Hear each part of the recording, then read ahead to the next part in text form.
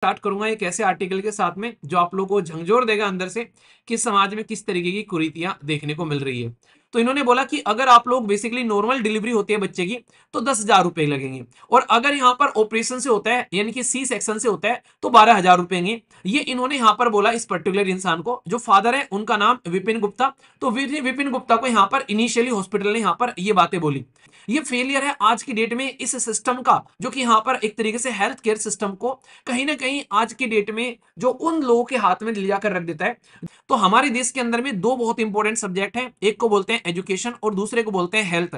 तो यहाँ पर आज की डेट में जो एजुकेशन है वो तो हम लोगों ने स्टेट लिस्ट से निकालकर कॉन्करेंट लिस्ट में डाल दिया, यानी कि समवर्ती सूची में डाल दिया।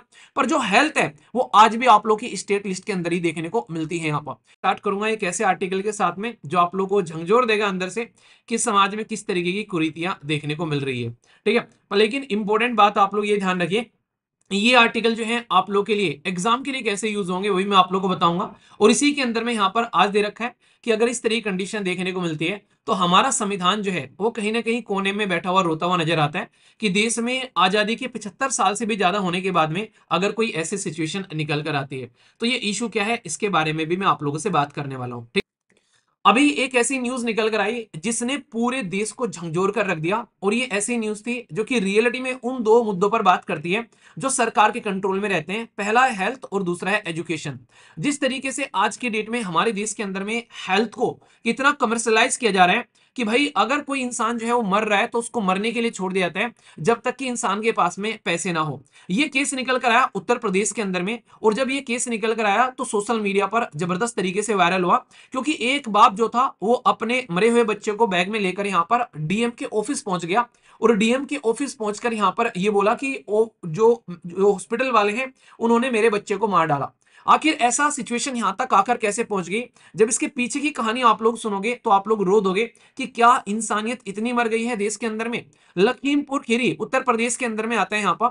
तो डिस्ट्रिक्ट मजिस्ट्रेट के ऑफिस में जब एक बाप पहुंचा अपने बच्चे को बैग में लेकर यहाँ पर, और इस हॉस्पिटल का जो नाम है, नाम ही आप लोग देख सकते हैं यहाँ पर GOLD, गोल्डार हॉस्पिटल, यानी कि इनको बस गोल्ड चाहिए यहाँ पर। ये हॉस्पिटल वाले इन्होंने क्या बोला, बेसिकली बच्चा जो था माँ के पेट में था और माँ प्रेग्नेंट थी, तो इन्होंने बोला कि हमारे पास में दो प्लान है। जैसे नहीं कोई इंसान जो है बेसिकली कोई रिचार्ज करवाने जा रहा हो कि दो प्लान है, इतने में इतना जीबी मिलेगा और दूसरे में इतना जीबी आप लोगों को यहाँ पर देखने को मिलेगा। तो यहाँ पर अगर आप लोग देखेंगे तो इन्होंने बोला कि अगर आप लोग बेसिकली नॉर्मल डिलीवरी होती है बच्चे की तो 10,000 रुपए लगेंगे, और अगर यहाँ पर ऑपरेशन से होता है यानी कि सी सेक्शन से होता है तो 12,000 रुपए। ये इन्होंने यहाँ पर बोला इस पर्टिकुलर इंसान को, जो फादर है उनका नाम विपिन गुप्ता। तो विपिन गुप्ता को यहाँ पर इनिशियली हॉस्पिटल ने यहाँ पर ये बातें बोली। पर लेकिन जैसे ही जो है माँ जो है वो पेन में जाने लगी, यानी कि इनकी वाइफ जो है उनको दर्द होने लगा, तो हॉस्पिटल ने जो है वो पैसे बढ़ाने इंक्रीज कर दिए। यानी कि वो ये जैसे जैसे दर्द होता चला गया उन्होंने बोला कि पहले 12,000, फिर उससे ज्यादा है, फिर उससे ज्यादा है। तो ये सिचुएशन इन्होंने क्रिएट कर दी, यानी कि जो इन्होंने स्टार्टिंग में पैसे बोले थे अब ये कह रहे कि अब ज्यादा मनी की डिमांड है यहाँ पर, क्योंकि पेन बढ़ रहा है यहाँ पर। तो इसके चलते कंडीशन ये देखने को मिली कि भाई जैसे जैसे पेन बढ़ता गया, अब रात को लगभग 2:30 बजे की बात है ये, इंसान जो है जाए तो जाए कहां और पैसे कहां से लेकर आए। फिर भी इसने जैसे तैसे कुछ रिक्वेस्ट कर कर इधर उधर से अर्जेंटली पैसे जो इकट्ठे किए ताकि जो डिलीवरी है वो यहां पर कराई जा सके। पर लेकिन हॉस्पिटल वाले इतने गिरे हुए नीच लोग निकले कि उन्होंने यहां पर ये बेसिकली डिलीवरी कराने से मना कर दिया जब तक कि फुल पेमेंट उनके हाथ में न आ जाए। और इसके चलते चलते जो बच्चा है वो यहां पर डिलीवरी से पहले ही बच्चे की जो है वो डेथ हो गई यहां पर। और इससे भी गिरी हुई हरकत देखो, यहां पर डेथ होने के बाद में स्टाफ ने उनकी वाइफ को जो है वो रोड पे ले जाके फेंक दिया। कह रहे कि हमारे पास में यहाँ पर एक तरीके से बेड नहीं है, अब अपनी वाइफ को लेकर यहाँ पर जाओ। जब ये यहाँ पर इंसान, खासकर सोचो कितना मजबूर आदमी होगा जो यहाँ पर उसके सामने इस तरीके की सिचुएशन होगी, यहाँ पर एक तरीके से मजबूरी देखो कि वो अपने बच्चे को यहाँ पर, जो एक तरीके से आप लोग सोच के देखो कि जब बच्चा पैदा होता है कि किस तरीके का सेलिब्रेशन किया जाता है खासकर सोसाइटी के अंदर में, और यहाँ पर एक बाप जो है उसको बैग में लेकर यहाँ पर जा रहा है, तो कितने अंदर तक टूट चुका होगा वो यहाँ पर एक तरीके से इंसान। रियलिटी में फेलियर इस इंसान का नहीं है, ये फेलियर है आज की डेट में इस सिस्टम का, जो कि यहाँ पर एक तरीके से हेल्थ केयर सिस्टम को कहीं ना कहीं आज की डेट में जो उन लोगों के हाथ में ले जाकर रख देता है जो कि यहाँ पर आज की डेट में बस पैसा कमाने के पीछे पड़े हुए हैं। अक्षय कुमार की एक मूवी है गब्बर इज बैक, वो मूवी आप लोग देखने यहाँ पर, उस मूवी में भी कुछ ऐसा ही दिखाया गया कि हॉस्पिटल में मरीजों को किस तरीके से ट्रीट किया जाता है। उसमें ये रहता है कि जब तक इंसान हॉस्पिटल में है तो जितना पैसा तुमको कमाना है उतना पैसा तुम कमा लो यहाँ पर।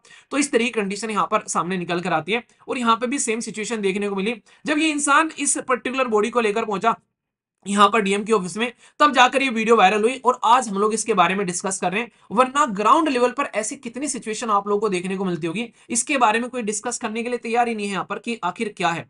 आप लोगों में बता दूं हमारा संविधान क्या बोलता है उसके बारे में भी थोड़ा सा बात करेंगे, क्योंकि इस आर्टिकल में भी ये बात की गई है संविधान के बारे में, जो कि द हिंदू के द्वारा यहाँ पर छापा गया है। आप लोग यहाँ पर देखो, ये जो पर्टिकुलर आर्टिकल है इसको अगर आप लोग ध्यान से सुनोगे तो आप लोगों को ये बात समझ में आएगी कि हमारे देश के अंदर में संविधान के 7वें शेड्यूल में आप लोग को 3 लिस्ट देखने को मिलती है, जिसमें एक को बोलते हैं यूनियन लिस्ट, दूसरे को स्टेट लिस्ट और तीसरे को कॉन्करेंट लिस्ट। तो ये 3 सूची हैं, इनको अगर आप लोग ध्यान से देखोगे तो हमारे देश के अंदर में 2 बहुत इंपॉर्टेंट सब्जेक्ट हैं, एक को बोलते हैं एजुकेशन और दूसरे को बोलते हैं हेल्थ। तो यहां पर आज की डेट में जो एजुकेशन है वो तो हम लोगों ने स्टेट लिस्ट से निकालकर कॉन्करेंट लिस्ट में डाल दिया, यानी कि समवर्ती सूची में डाल दिया। पर जो हेल्थ है वो आज भी आप लोग की स्टेट लिस्ट के अंदर ही देखने को मिलती है यहाँ पर। तो यानी कि स्टेट की रेस्पॉन्सिबिलिटी होती है अगर कहीं भी इस तरह की घटना कहीं पर देखने को मिलती है तो जो सिटीजन है यहाँ पर आज की डेट में किस तरीके से ये कमर्शलाइजेशन का एक तरीके से उनके ऊपर में मार झेलनी पड़ रही है। हेल्थ का कमर्शलाइजेशन हो रहा है, यानी कि अगर पैसे होंगे तो उन्हीं का इलाज होगा, जिसके पास में पैसे नहीं होंगे उनका इलाज नहीं होगा। और इनसेंसिटिव अथॉरिटी यहाँ पर हॉस्पिटल की, एथिकल कोई रूल ही नहीं यहाँ पर कि एक इंसान मर रहा है यहाँ पर वो कह रहे हैं पहले पैसे लेकर आओ यहाँ पर। तो ऐसी कंडीशन यहाँ पर देखने को मिल रही है यहाँ पर। तो इसके चलते पॉलिटिकल रिएक्शन भी काफी निकल कर आई कि किस तरीके से उत्तर प्रदेश का हेल्थ केयर सिस्टम जो है वो कोलैप्स हो रहा है यहाँ पर, कि इंसान को ऐसी बेसिकली दुर्घटनाओं का सामना देखना पड़ रहा है। और मुझे तो ये समझ में नहीं आता कि ऐसे प्राइवेट हॉस्पिटल चल कैसे रहे यहाँ भाई साहब। ऐसे हॉस्पिटल तो जो है घड़ी की चौथाई में बंद कर देना चाहिए, ऐसे हॉस्पिटल को तो ये तो एग्जिस्ट ही नहीं करने चाहिए यहाँ पर धरती के ऊपर में, अगर कोई ऐसी हरकतें कर रहे हैं यहाँ पर। तो ये सबसे डिस्टर्बिंग एक तरीके से विजुअल निकल कर आया रिसेंट टाइम में, जब कोई ऐसी सिचुएशन सामने निकल कर आती है।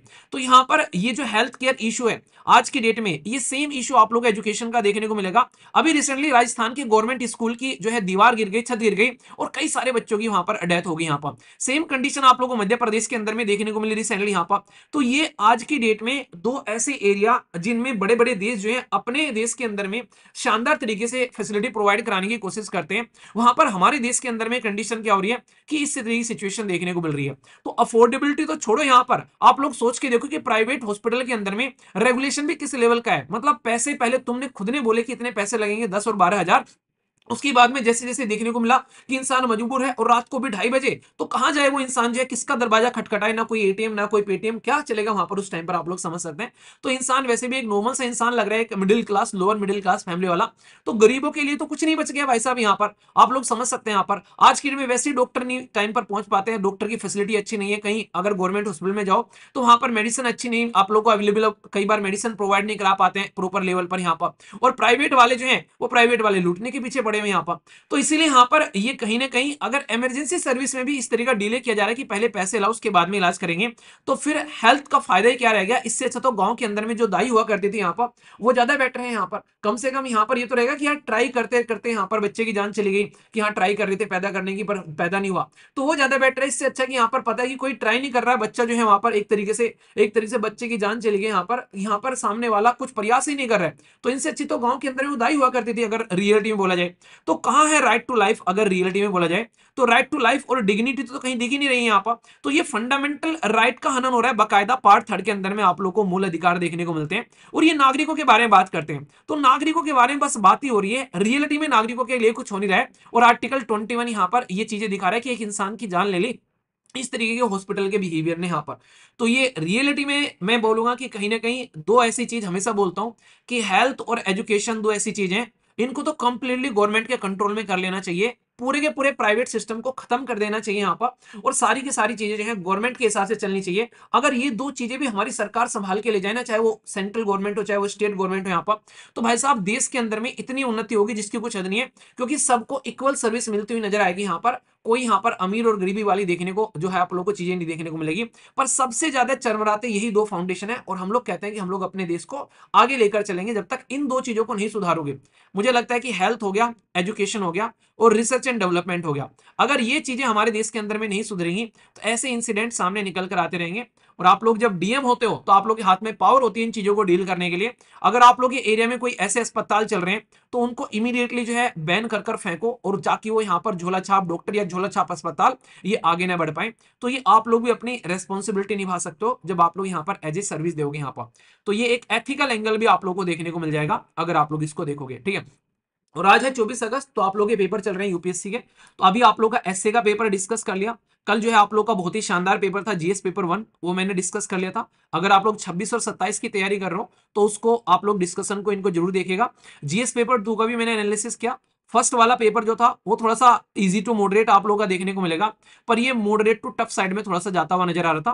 क्वेश्चन जो थे वो थोड़े अच्छे लेवल के थे। नॉर्मली ये पेपर इजी हुआ करता था, पर लेकिन अब की बार ये पेपर थोड़ा सा इन्होंने टफ बना दिया, ठीक है। तो ये चीजें आप लोग समझ सकते हैं, पर लेकिन ऐसा कुछ नहीं है कि आप लोग लिख नहीं पाओगे। अगर आप लोग प्रॉपर बेसिक फाउंडेशन अपना तैयार करके जाते हो, करंट अफेयर के साथ में कनेक्ट करके आते हो, तो आप लोग सारी चीजों को अच्छे से एंजॉय करते हुए नजर आओगे। आज 2 डिस्कशन होंगे जिसमें जीएस पेपर 3 में डिस्कस करूंगा, जो कि कहीं ना कहीं पूरा का पूरा आप लोग का यहाँ पर टिका होता है, जो करंट के बेस पर काफी हद तक, क्योंकि इकोनॉमी साइंस एंड टेक ये सारी चीजें आप लोगों को उसके अंदर में देखने को मिलती हैं। तो बहुत ही अच्छे लेवल पर उसको डिस्कस करेंगे, और फिर एथिक्स का पेपर होगा, फिर उसका ओवरव्यू लेंगे यहाँ पर। तो आप लोग का पूरा सेशन कंप्लीट हो जाएगा, खासकर ये पर्टिकुलर जो पेपर होते हैं। बाकी उसके बाद में आप लोग के ऑप्शन वगैरह वो सेक्शन बच जाते हैं, तो उनको फिर आप लोग अपने हिसाब से देख लेना, जिस चीज का जो भी ऑप्शन होगा।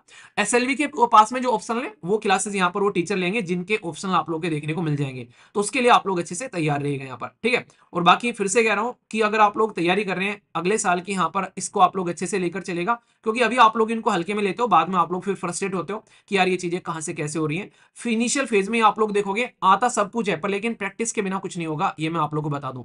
और जितने भी क्वेश्चन पेपर ये आप लोग को देखने को मिल रहे हैं, इनके सबके मॉडल आंसर मिल जाएंगे आप लोग को आराम आराम से। तो उसके लिए आप लोग तैयार रहना।